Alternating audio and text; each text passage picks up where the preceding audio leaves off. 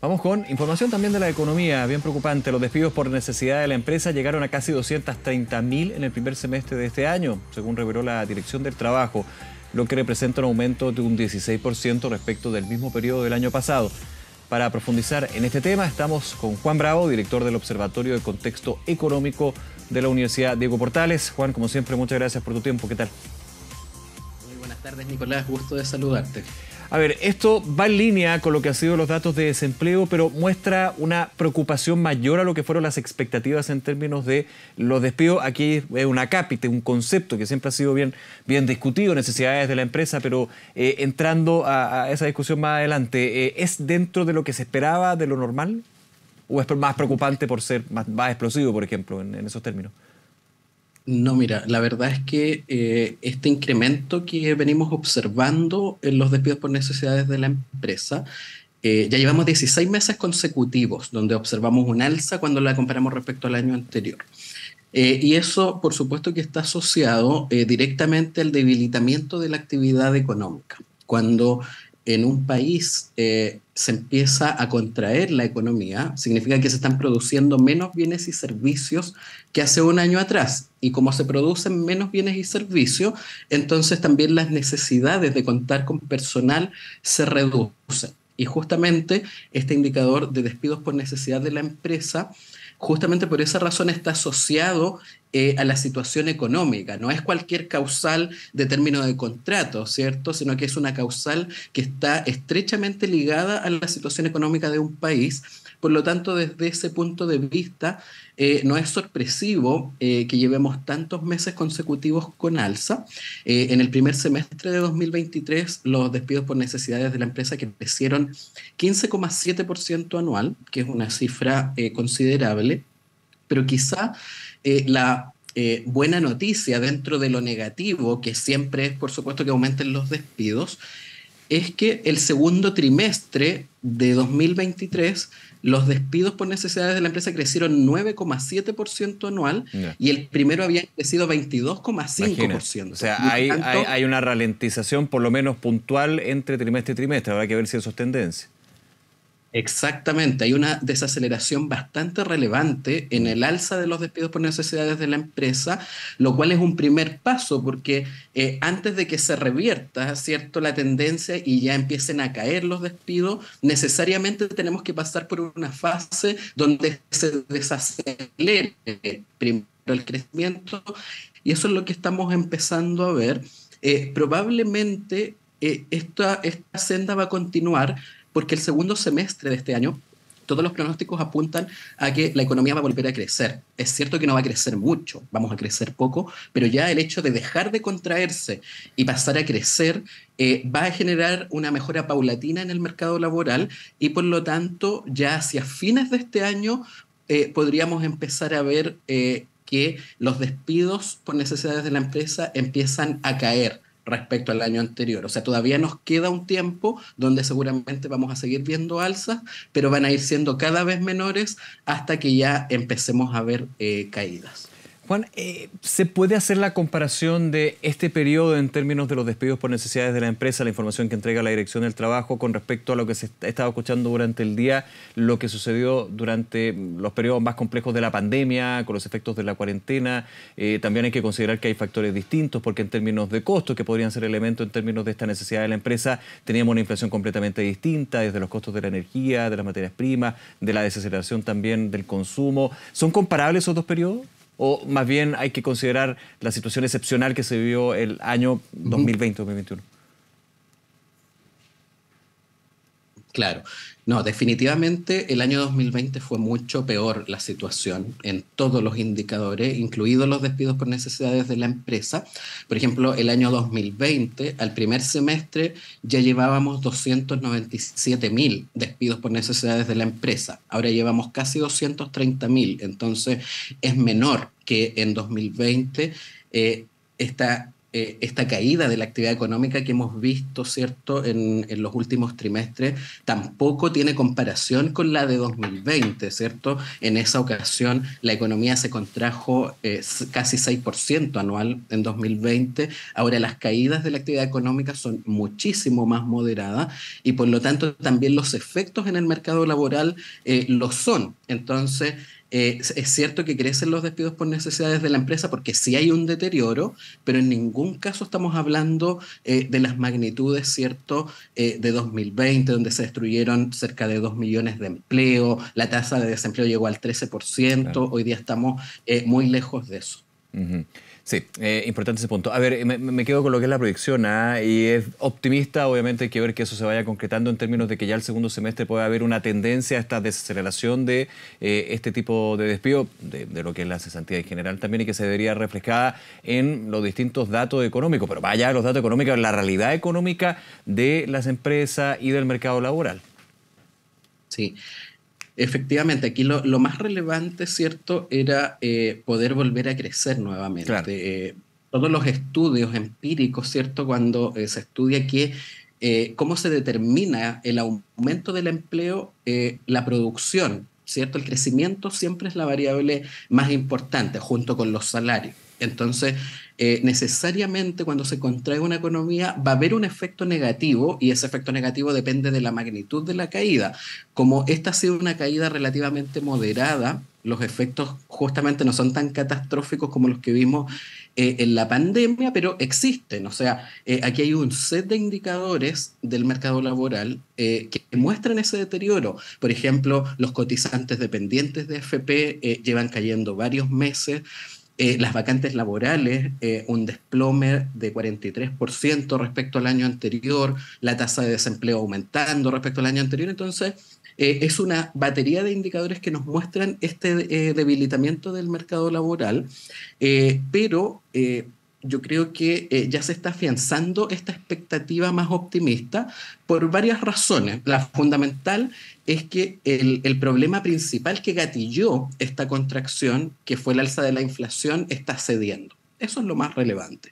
Entonces, eso va a permitir, Claro. ¿cierto?, que el Banco Central empiece a bajar las tasas de interés, Por eso va a ejemplo. estimular el consumo, la inversión. Por ejemplo, algo que ha ocurrido en el mercado laboral, que es una noticia que ha ocurrido en los últimos 3 meses, es que como la inflación anual se ha ido reduciendo, los salarios en términos reales están empezando a recuperar su capacidad de compra, que Claro, la habían ido claro. perdiendo. No Y porque cuando suban, los no salarios... porque suban los salarios en lo neto, sino que finalmente la Claro. inflación al ceder hace que el salario que yo tengo mensualmente valga más, digamos, entendiéndolo de esa manera.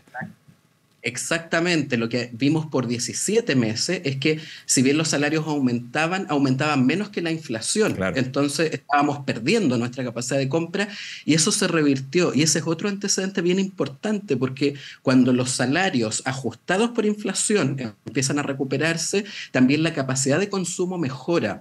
Entonces yo creo que hay Un varios círculo. elementos.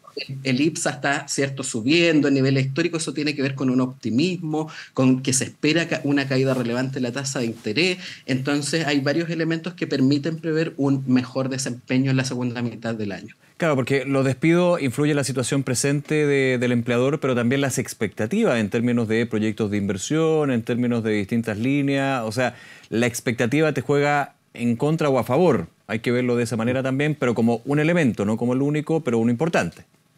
Claro, efectivamente, las expectativas, ¿cierto?, de que haya una mejora, en definitiva, significa que, por ejemplo, el mero hecho de hacer negocios, ya uno puede proyectar, por ejemplo, una mejor demanda, ¿cierto?, que es la situación actual. Entonces, un escenario más positivo, que si bien no es que vamos a crecer a tasas altas, Claro. pero ya el hecho de volver a crecer, ¿cierto?, ya permite generar un entorno un poco más amigable para hacer negocios y para generar entonces condiciones para contratar empleo. Entonces, en este momento todavía se contrae la producción y por eso el mercado laboral sigue debilitado, pero las expectativas más optimistas, por supuesto, que influyen en que se empiecen a frenar justamente los despidos. Por ejemplo, los despidos por necesidades de la empresa en el mes de junio tuvieron un incremento menor al 7%. Entonces, el hecho de que en el último mes Hay un haya dato ahí. sido la cifra menor de este año, nos está indicando que efectivamente esa tendencia se está Claro. consolidando y no cabe ninguna duda que eso tiene que ver con mejores perspectivas para la segunda mitad del año. Ahora, en términos del dato, se necesita ahí, dentro de esa óptica, me imagino, Juan, que se vaya consolidando la tendencia en términos de julio, agosto, ya hacia adelante. Ojalá que así sea, digamos, obviamente. Claro, Pero aquí hay probablemente un el tercer indicador, por lo trimestre. menos, una señal de ojo. Exacto. Claro, esa es una Ahí se verá señal hacia un punto de positiva. inflexión. Puede ser medio apresurado decirlo, digamos. Claro, o sea, todavía no la vamos a ver, pero ya el hecho que se esté desacelerando persistentemente en los últimos meses, por supuesto que es una buena señal. El tercer trimestre, como te comentaba antes, probablemente va a seguir aumentando todavía un poco, pero ya a fines de año es muy probable que deje de crecer y ya hacia diciembre, los últimos meses del año ya empecemos a ver las primeras caídas. Entonces, Ujú. falta un poco, sí, el tercer trimestre todavía no vamos a ver una mejoría, pero ya hacia fines de año, de todas maneras, deberíamos tener una mejor posición de nuestro mercado laboral. Hay un dato que también en las cifras del INE se vio que, por ejemplo, hubo un repunte del empleo, de la creación de empleo asalariado formal en el sector privado en el último dato. O sea, hay algunas señales incipientes que nos estarían mostrando que de a poquito, ¿cierto? Tenemos algunas mejorías en el mercado laboral, si bien faltan todavía algunos meses para que esa tendencia se consolide. Pero, Juan, estos datos o este escenario en términos de despidos de necesidad de empresa, me imagino que también tienen un impacto en lo que es el dato de mercado laboral informal, ¿no? O es más difícil llegar a medir eso, digamos.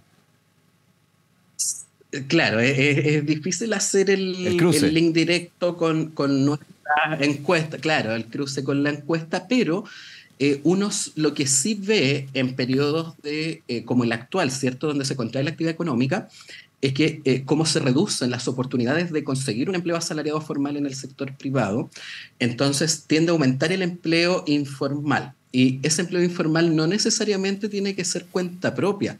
De hecho, lo que está ocurriendo hoy en la economía chilena es que el que está aumentando muy fuerte es el empleo asalariado informal en el sector privado. ¿Y qué significa un empleo asalariado informal? En el sector privado significa que son personas que trabajan bajo subordinación, que tienen un jefe, cumplen órdenes, horarios, pero que el empleador no le está pagando las cotizaciones de vejez o de salud. Claro. Y ese tipo de empleo en negro, ¿cierto? En Bajo negro. subordinación, tiende a aumentar Totalmente. en Sin épocas de contrato. actividad económica. Sin contrato Exacta, o sin sin contrato, sin boletas de prestaciones. honorario o prestación de servicio, digamos. Claro, donde no hay acceso a la protección Eso. social. Entonces, esos tienden a aumentar y eso es lo que está ocurriendo hoy día. Hoy día no es tanto la cuenta propia informal la que está aumentando, sino que es este empleo bajo subordinación en el sector privado que es informal. Entonces, efectivamente, cuando a las personas las despiden, ¿cierto? Hay más cantidad de despidos y las personas necesitan trabajar, muchas recurren a formatos informales porque es la única manera, ¿cierto?, de generar algún tipo de ingreso, aunque esos formatos lamentablemente sean más precarios. Claro, son más precarios en términos de seguridad social. Lo hemos hablado muchísimo. Ese es justamente el problema de la informalidad. Exacto. Ujú. Ahora, están las proyecciones, está el escenario y en ese sentido, ¿cuánto también puede impulsar lo que es tú lo mencionabas en algún minuto, las decisiones que se viene a mucha expectativa al respecto de lo que es la política monetaria? Muchos dirán, bueno, pero si la política monetaria va más bien al tema de la inflación, pero evidentemente o indirectamente también va por el lado de un mayor estímulo al crecimiento. ¿Eso va a ser también relevante para todo este escenario del mercado laboral que estamos comentando, Juan? De todas maneras, el crecimiento siempre es el motor esencial de una generación dinámica de empleo de mejor calidad, en particular del empleo asalariado formal en el sector privado.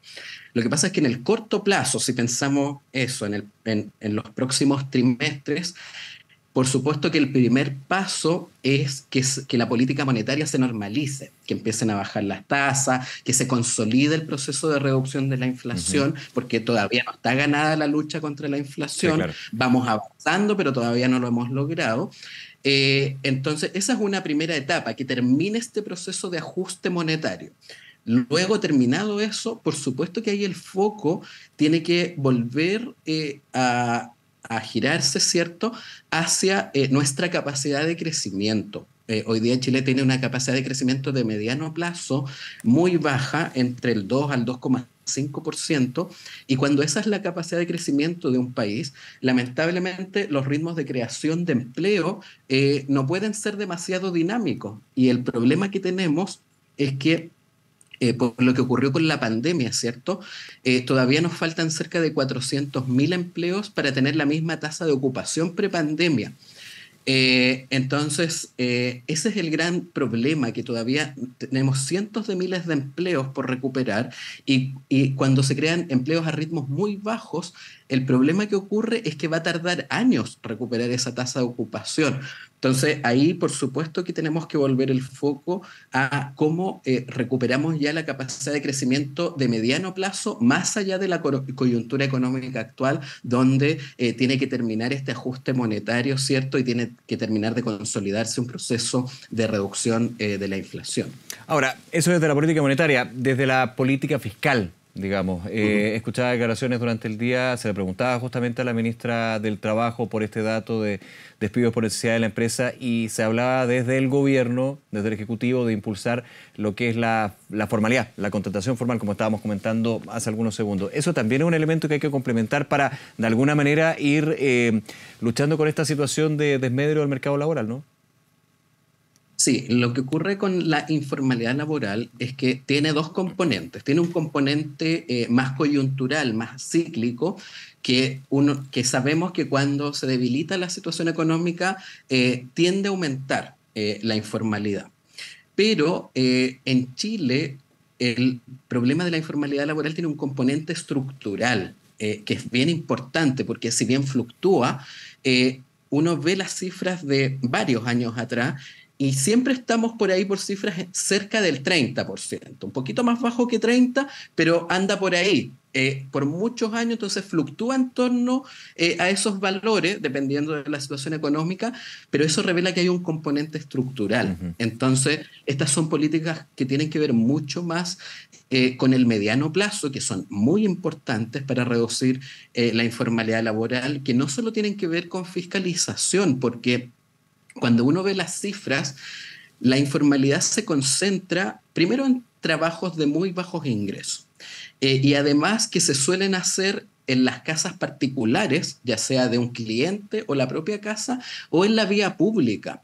Entonces, eso a uno lo que le dice es que si bien la fiscalización puede contribuir, probablemente aquí se requieren otras políticas que, sobre todo desde la política social, que permitan que las personas valoren la formalidad, porque lo que pasa es que para las personas que ganan muy bajos ingresos, la formalidad es muy costosa. Sí, claro. Entonces, no Sí. tienen incentivo a ser formales. O sea, Entonces, solamente pensar que el 10% de tu ingreso, que es bajo, tiene que ir a, tu ahorro previsional.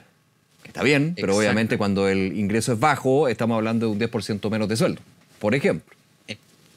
Exactamente, ese punto es central para una persona que tiene ingresos altos, ¿cierto? Es menos doloroso, entre comillas, Sí, claro. ¿cierto? Tener que sacrificar ese porcentaje para cotizaciones, alguien que ya pudo satisfacer sus necesidades elementales, ¿cierto? Que incluso puede ahorrar, es distinto a alguien que no tiene capacidad de ahorro, que todo su ingreso se lo gasta, ¿cierto?